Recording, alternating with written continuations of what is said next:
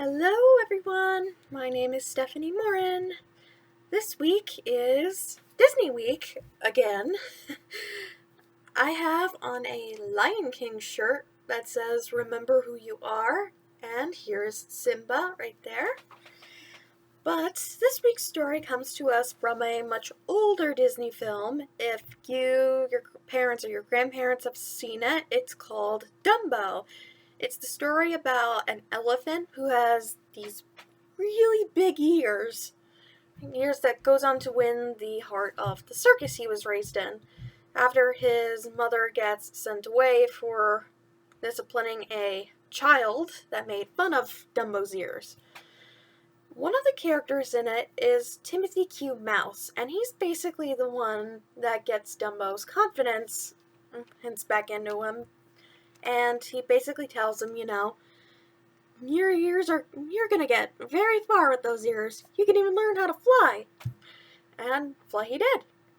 So, today, I will be telling you another tale of Timothy Q. Mouse's inspiring confidence. In this story, you're gonna be huge. Yes, I know the irony of saying that when Dumbo is an elephant. Dumbo sat in the corner with a big frown on his face. "What's the matter, kid?" Timothy asked. Dumbo just shook his head. "You've got nothing to be sad about," Timothy continued. Dumbo didn't say anything. "Well, if you're not going to tell me what's bugging you, I guess I'll just have to figure it out myself," Timothy said. "I know!" he exclaimed. "You're hungry?" Dumbo shook his head. "Thirsty?" Timothy asked. Dumbo shook his head again. "Concerned about the June bug population in Saskatchewan?"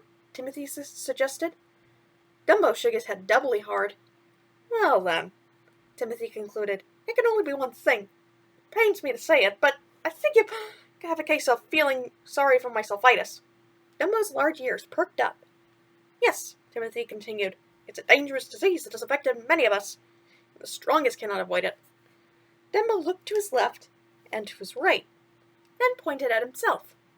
"Yes, that's right, you," Timothy said. "I bet I know what's got you down. You're above average ear size."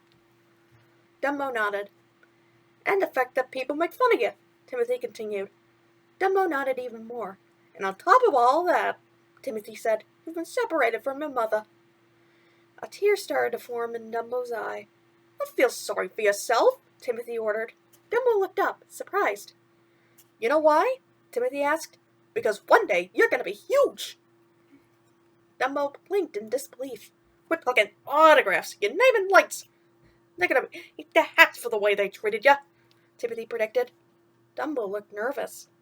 "I don't mean eat their hats for real," Timothy explained. "It's just a figure of speech. Not that some of them wouldn't deserve having to eat their hats, but that's not what we're talking about. They're going to be real sorry if they treated you bad, you understand?"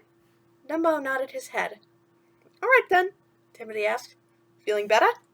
And Dumbo nodded doubly hard as visions of success, happiness, and being with his mother again filled his head. It takes a very special someone to instill confidence into people who may be down in the dumps. And Timothy Q. Mouse was one such person, or mouse. And Dumbo the elephant was feeling very sorry for himself. But I know that you have friends and family that all love you and support you. And if you don't have that, well, you just have friends. And that's okay.